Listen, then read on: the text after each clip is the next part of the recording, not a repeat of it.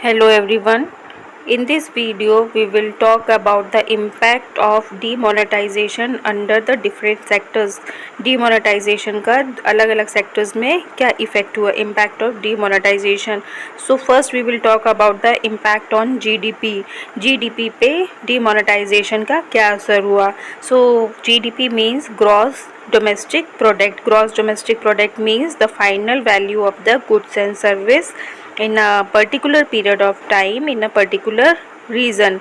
So GDP is directly related to the government expenditure, consumer expenditure, investment and net exports. So after demonetization the circulation of currency become less. जब demonetization हुआ था तो जो currency का जो circulation था, जो notes पूरे market में चल रहे थे वो less हो गया, कम हो गया. So इससे क्या हुआ, GDP automatically become less because spending will be less, spending भी कम होगी, so consumption भी कम होगा और investment भी कम होगी. So net export will become down. That is why GDP will become down in the case of demonetization. Now what was the impact on agriculture? So due to the cash crisis, farm inputs were not available in the agriculture sector. So daily wages labor and farmers become jobless. जो daily workers थे, जो laborers थे और farmers थे वो jobless हो गए. Next if we talk about the transport, what was the impact on the transport of demonetization? As toll operators were not expecting rupees 500 and 1000 notes, 1000 और 500 के नोट नहीं ले रहे थे toll operators. So long queues of vehicle were observed on national highway like in Delhi, Mumbai highway and Gujarat highways. So that is on 11 October 2016, Transport Minister Mr. Nitin Gadkari announced the suspension of tolls on major highways in the country. मतलब कुछ समय के लिए toll को रोक दिया गया, तो इससे ट्रांसपोर्ट में भी फ़र्क पड़ा. Next if we talk about the banking sector, so after announcement within 4 days 18 crore transaction were handled by the bank. जब नोट्स बंद हुए तो उससे क्या हुआ, जितने भी ट्रांजैक्शन थे सारे बैंकिंग सेक्टर हैंडल कर रही थी. And there was a huge spike in the use of debit card and credit card. Now if we talk about the gold पे क्या असर हुआ डिमोनेटाइजेशन का. So to utilize the black money people generally buy gold, silver और real estate by paying cash to the seller.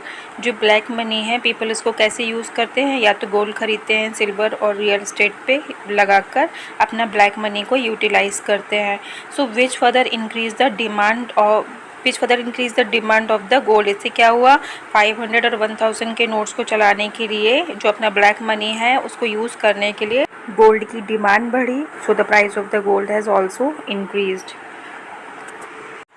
Now the impact on the illegal activities. इस पर क्या असर हुआ. So all the illegal activities are carried out by the terrorist और the Naxalites in cash only.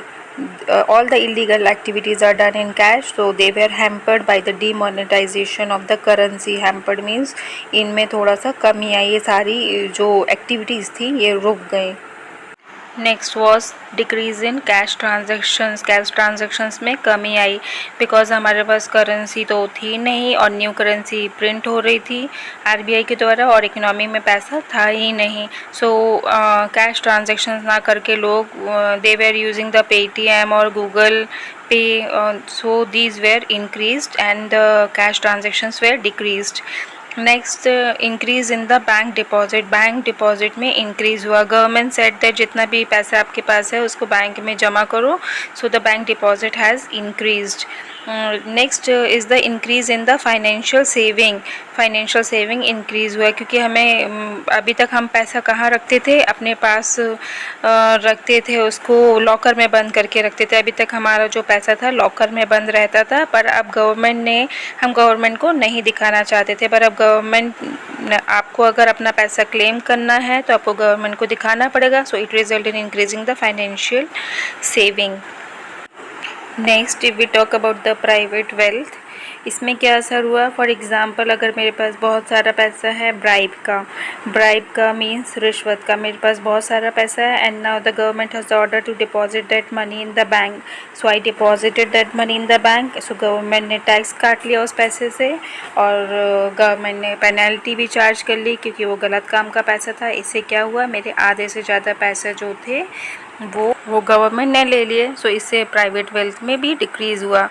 And if we talk about the public wealth, there was no effect on the public wealth. Next is digitization. Digitization mean सारे transaction अब cashless हो गए, क्योंकि cash कम हो गया तो इसके कारण सारे ट्रांजेक्शन इंटरनेट से होने लगे। इंटरनेट का इस्तेमाल बढ़ गया, नेट बैंकिंग का इस्तेमाल बढ़ गया, और जो नेट बैंकिंग किससे होता है, इंटरनेट से होता है, जैसे कि पेटीएम और गूगल पे।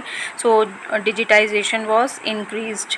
Real if we talk about the real estate में क्या होता है, फॉर एग्जांपल ब्लैक मनी से आप हाउस ले रहे हैं, 2-3 घर ले रहे हैं, तो उससे क्या होगा, जब कैश ट्रांजेक्शन्स, ये तो कैश में ही होते हैं ट्रांजेक्शन्स, और जब कैश बंद हो गए, सप्लाई तो उतनी ही थी पर डिमांड कम हो गई, क्योंकि कैश कम हो गया तो डिमांड कम हो गई। So there was a decline in the price of the real estate. Next is the tax collection. There was a rise in the tax collection. अब पुराने नोट के बदले आपको न्यू करेंसी लेनी है तो आपको बैंक में जमा करना पड़ेगा, you have to deposit the money in the bank.